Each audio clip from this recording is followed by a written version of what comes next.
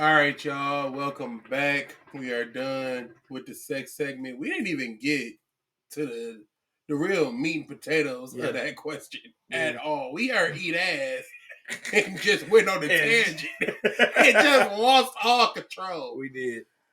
The kids are gone. We are back. The three buffs unite.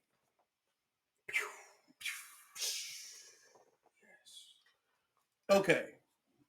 So these guys also, on top of being hilarious and one being an ass eater and one not, they also make music.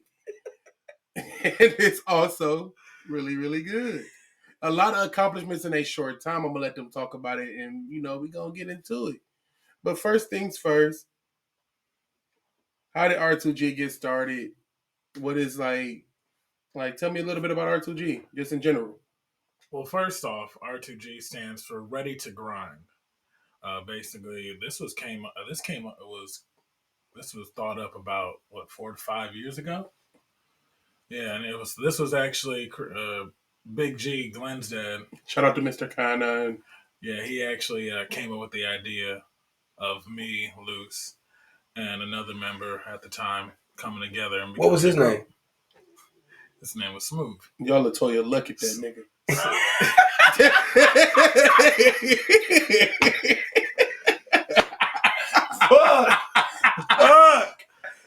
Go ahead. I say, bitch, get the fuck off. Oh my God. It was 4, now it's 3. Oh my God. Oh shit. Yeah, but his name was... I'm just waiting. Y'all the ones playing. I'm waiting on y'all. His name was Smooth Talk. He was a former member. But it was us three. I really want to be petty right now. No, I ain't gonna lie. No, this nigga pissing me off because he playing with it. He is playing with it. All right, so go ahead, Sim. And Big G basically came up with the concept. He was like, man, I think y'all three should come together and create a group. This nigga's made your daddy sound like Terrence Howard. Listen, Mike. Look, man, I think y'all three should come together, man. And make a little group, man. And at first, we thought, like, let's all three of us together in a group? We weren't really with it at first because we were all solo artists. So we thought. And then after more convincing and talking to us about it, we tried out the concept with some unreleased records, and we struck gold. We found something that was different. Combining all three of our sounds into one cohesive sound kind of helped elevate us and gave us a completely different lane that none of us could have ever conceived before had it not been for Big G coming up with that idea. And he's also the former owner of Street Noise, and he passed it down to Luce. Yeah. And then we went on to create records like Watching, Move, and a list of other records that you will be hearing 2024. Okay. Yeah. I also, I'm trying not to be like, because we're real friends, so I'm trying to not spoil shit, but I kind of want them to promote themselves as well. Watching came out, and we were living a hell of a time during Watching. You know what I'm saying? But something called COVID came along and kind of stopped the success of Watching. How was that? And because you had a lot of momentum going with that record. Yeah. If y'all haven't heard it already, go listen to it on all DSPs. Yeah. A lot of progression, a lot of views on YouTube. I was at 100,000 per se. We went up. It went up. Came back and dropped a remix with one of the best top 5 rappers in Detroit history, Payroll. Yep. Giovanni. Yep. On top of, and then you're at the height now. You know what I'm saying? You 100,000 views on YouTube. Song doing good on DSPs. One of the hottest artists from the city on the remix. On one of the hottest niggas in the city. Yeah. Momentum was in our favor. COVID come. Fuck shit up. That's one. A loss of a member is 2. Yep. How do you with all that stuff going on? How did y'all find a way to bounce back and make a record move? It was already a record that was in the chamber when watching was done. When watching came out, Move was already being recorded. We were already in the process of searching for that next record, and we had a list of like over 7 songs that we all recorded, and Move was just that next record because we didn't want to transfer over into coming off of watching and then coming with some slower shit or coming. We wanted to kind of keep the balance and the momentum to have people knowing the R2G sound. You know what I mean? Because really the R2G sound was really mostly the partying music type, per se. But again, we lost a member and the nigga ain't dead. He's still alive. But when that situation took place, we had to, we kind of took a pause on releasing Move because that member was on Move. Right. So we had to figure out how were we going to either get another member, or were we just going to go ahead and thug it out and just recut this record? And instead of messing with the integrity of the record, what we did was just took his parts and just laid new shit over it. It actually came out better. It came out dope. Even though, and I'll say this, even though that situation that took place with Smooth Talk happened, I still kept his name in the record. You know what I mean? Because it ain't at the end of the day, it ain't no bad blood. It was just bad decisions. You know what I mean? So I kept his name in it, and off of that, we released the record, released the video, and boom, that record even had more success than watching. You know what I mean? Because at this time, watching, niggas is kind of, even though COVID's still in effect, niggas was back outside. Yeah. So. Yeah. And also to go off of what he said, also to add another note, Loose Cannon and Glenn on the Track produced Move and Watching as well. So put that out there. I did. Yeah. And then another thing, I don't think the group would have been able to weather that or even rise above that if it wasn't for our foundation as friends before that. Because before music, before anything else, we were friends. We didn't even do music when we first met. Right. So it was a gradual build up towards that, which I think made our connection, just make the music better. It was gradual. Everything was organic. Nothing was forced. So is it more fun to make music now with just the two of y'all, with the connection y'all have? Y'all kind of in the flow, y'all used to it. Would y'all be open to add another member, or y'all just want to keep it how it is with the two? I'm always open for what's best for the team. It's just our sound is so dope together. You know what I mean? We've tried, we done linked with people from New York. We done linked with people from here, and it just wasn't connecting. And I'll say this to this day, you know what I mean? Smooth Talk did add a dope sound to R2G. Most definitely. But now that that's no longer, it's like we pretty much don't want to tamper with the dope shit me and him already kicking. You know what I mean? So only time can tell with that, but I think we enjoy our chemistry and how we connect when it comes to making records, versus bringing somebody in new that either A, don't want to listen, or B, feel like it's an issue with having a helping hand on verses. You know what I mean? If he in the studio and he got a dog ass punchline to feed the next nigga, and he like, oh, that's hard, but let me try to, and they'd be like, nigga, we trying to make hits. We ain't in this bitch to be prideful. We ain't in here to be. We here to help. We move as a team. So the best product possible. Yeah, it's hard to find people that's like minded. So, but And then we worked together so long. We have a shorthand. So like, how did we gonna do the little family tree of how all of us met? So how did y'all two meet? Motown Museum. 10 years ago. I was a tour guide. He was a tour guide. He came in. He was doing his shit. This Simba J was not Simba J. Boy, you know what I mean? I met this nigga as his government.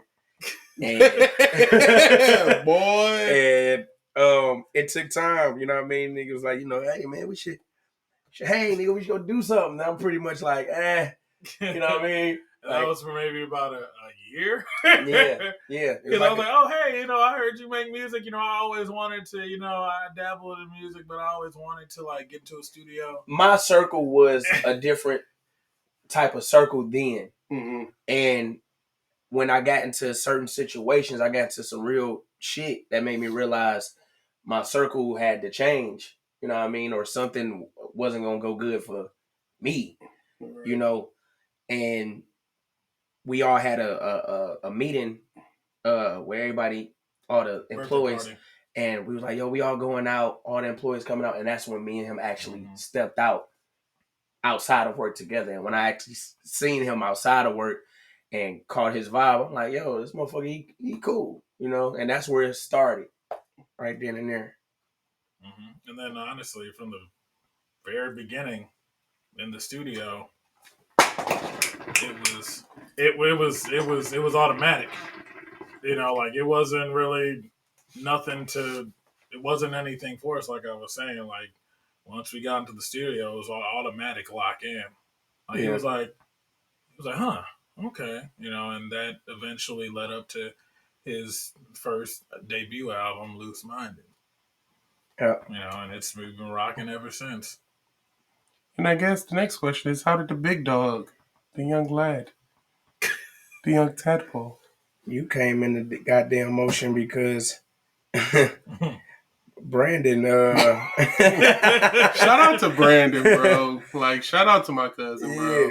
Yeah, big workaholic, man. Workaholic. He was living in. Me and him went to school together.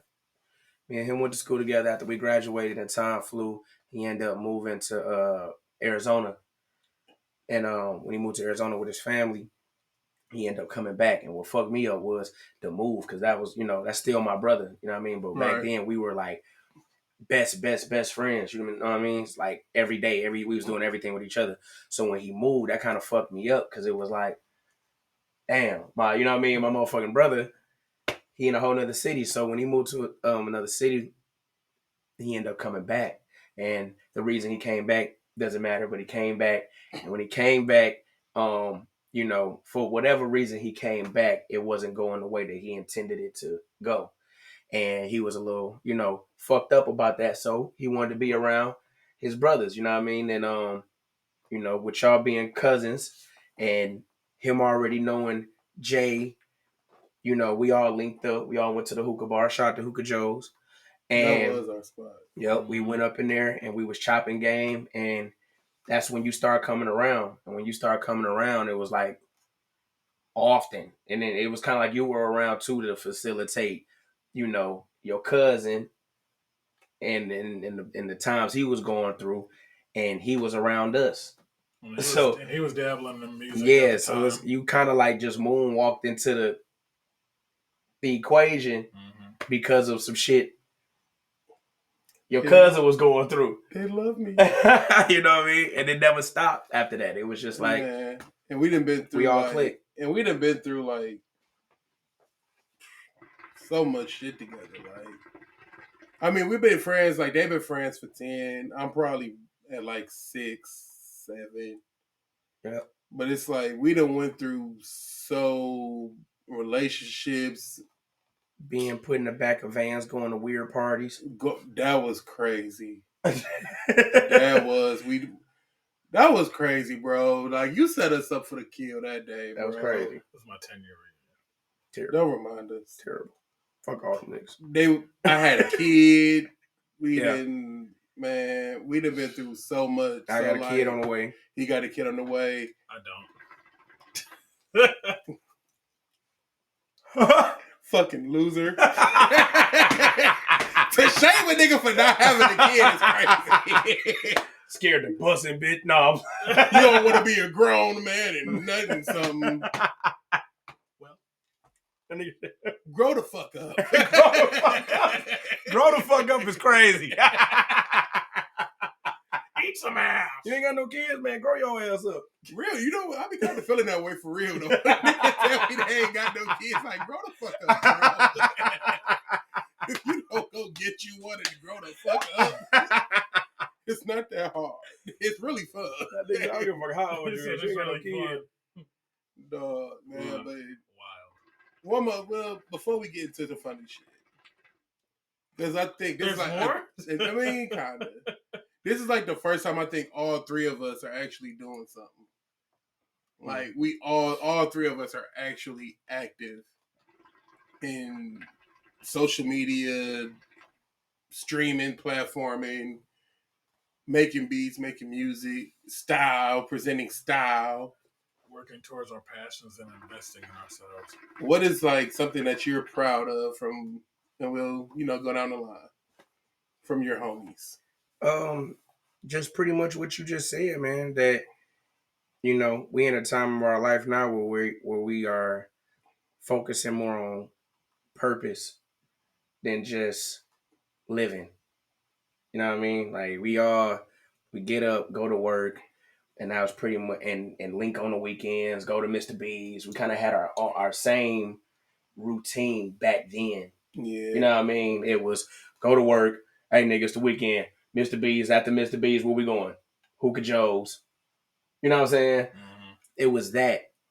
Now,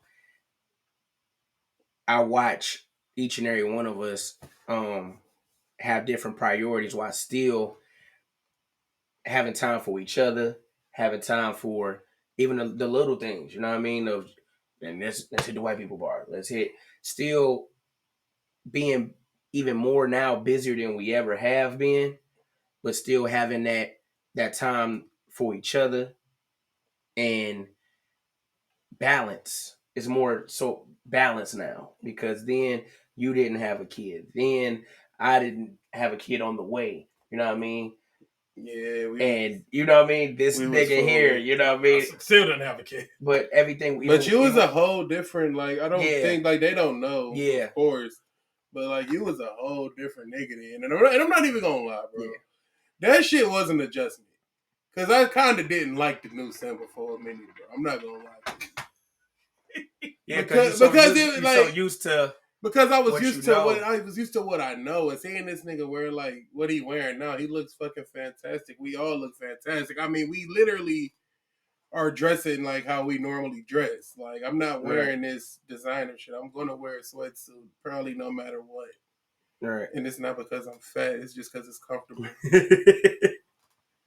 But I mean, it's just like we are genuine friends, and to see these guys' growth, like to see you had the confidence that you have.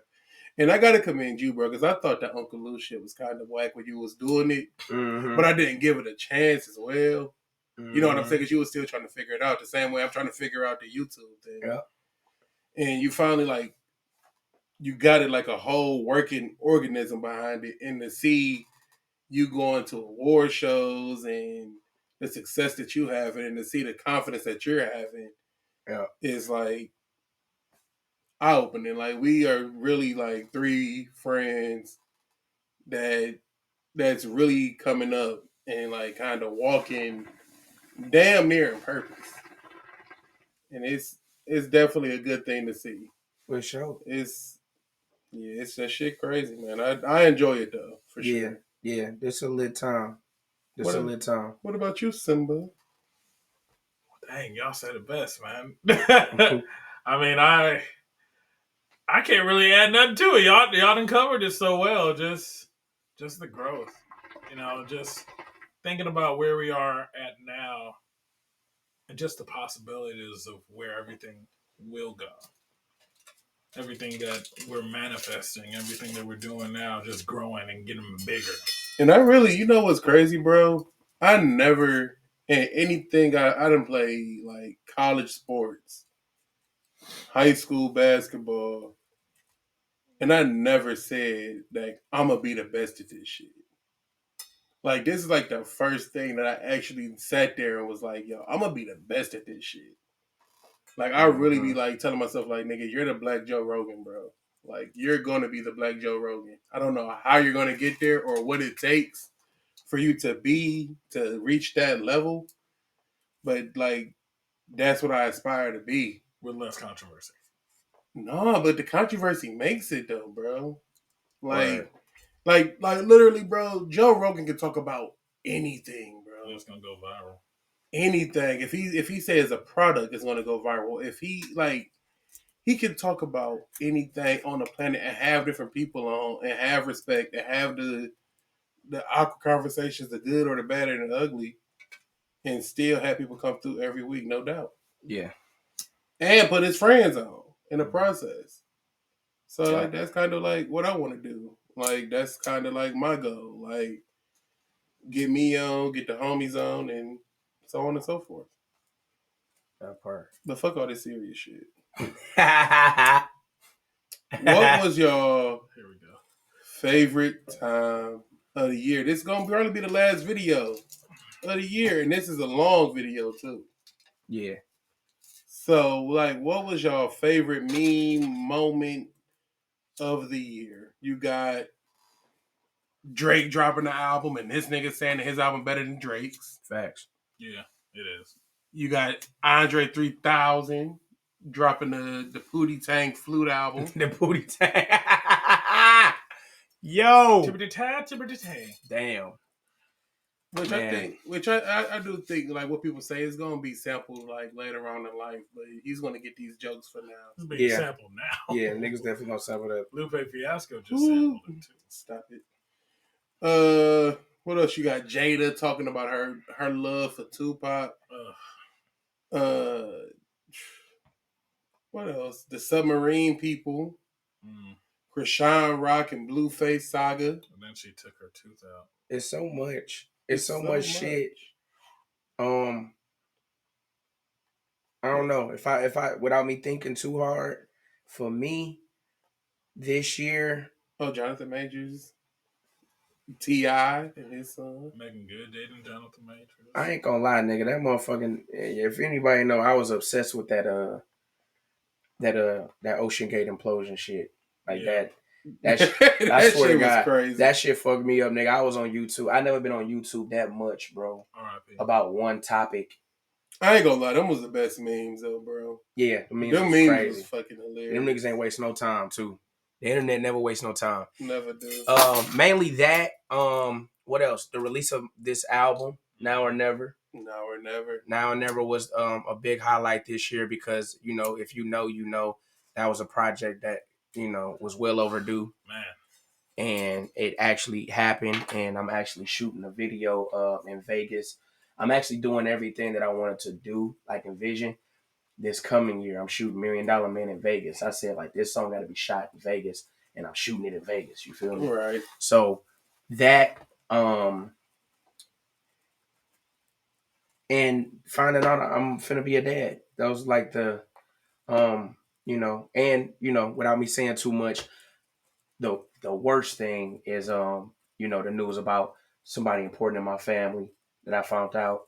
That was probably the most moment, but the most eye-opening moment for me, because it's like, all right, nigga, now is now or never. You gotta really gotta do some shit to make sure, you know what I mean, regardless to what the outcome of that is, that I stand on the name that I have, that I carry, and what I got to do for my family. So, those like the main things, bro. Album, family, and 4-5 rich motherfuckers blowing up underwater. What about you, man? What's your recap the year for yourself, man? What's been something you've been proud of? Something funny that happened in a year, man? What you got? It's been a rough year. Can't tell, nigga. You look good. Right. Not eating ass. Healthy. Non-tainted mouth. Come on, man. Ain't no brown in my beard. Nigga, more inches. Pause. That man hair is long as hell, man. But I will say, what this year taught me was to be grateful. To be grateful and to be thankful. You know, It's an Apple Watch. Be grateful and be thankful for the people that you have in your life, because they can be gone just like that. You know, and sometimes to build we have to break, and sometimes the closer we get to a breakdown means the closer you get to a breakthrough. You know, Preach, TD Simba. Sometimes to go through things you have to grow through things. And I feel like this was one of those seasons in life where a lot of seeds that have been planted are starting to sow. You know, a lot of things that we wanted to do, we're doing. A lot of things that we're doing, we're elevating. We're all moving into our true path and our true purpose and getting closer and closer to what we envision our lives to be. And we're becoming who we think or who we thought we were. In our minds, we're now manifesting them into reality. So I feel like everyone in our circle is. And that's been the beautiful thing, to see the maturity, the growth, and everyone supporting each other's vision. I think that's the most beautiful thing, because you don't see that a lot. You could see people in friend groups hating on each other, like, man, that nigga ain't shit. You could just say all those things, but this friend group specifically, we've been so supportive of each other, and it's so good to see each other, like, just lifting each other up. That was the main thing, you know, because we're figuring it out, and it's a blessing to have these guys to lean on, and it's a blessing that we can lean on each other for ideas, for advice, for whatever under the sun, you know. And you know, and it's 6 and 10 years, and may that go on for 16 and 20 and 36 and all these other years. All right. I gotta cut you off. Play the music for the All right, before we go, remember to like, comment, share, and subscribe. I'm gonna be really quick because this nigga ate all the time. Look, my favorite thing this year, probably by far, was the ceiling challenge, because I am a perv. And that's it for the show. Good night. Look, I used to get excited too. Like, if it be a girl with like that don't look like she got some ass like that, I'd be like, oh, I know she ain't. That sample come on. I'd be like, ooh, she got. I ain't even expect her to have no ass like that. Ooh. Man, I'm excited, bro. Like, I'm excited for next year. I'm excited for this year, bro. This year has been a fucking. It's been great. I ain't gonna lie, bro.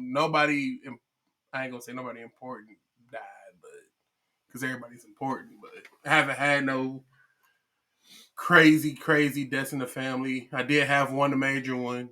I miss that guy incredibly. Like, I miss him. Man, I'm just ready for growth. I'm happy this channel is taking off the way it is. Remember to like, comment, share, and subscribe, man. We on the road to 300. I'm happy for my God's success. I'm happy for everybody's success that I see in my circle. Man, I'm just ready to turn up for the next year, bring y'all new content. Distant Cousins coming next year. These guys will be on here more. And we just gonna continue to turn up, be blessed, and be ready for this nigga Loose Kid on the way. Yeah. 2024, we all going up? Yeah. That part. So remember to like, comment, share, and subscribe. He is Loose Cannon 1 on Instagram. Yes. He is Simba J at Instagram. Yes. I am y'all host, Big Marv, aka the Young Lad, aka the Young Tadpole. Say goodbye to the money. Merry Christmas. Happy New Year. Fuck y'all. We out.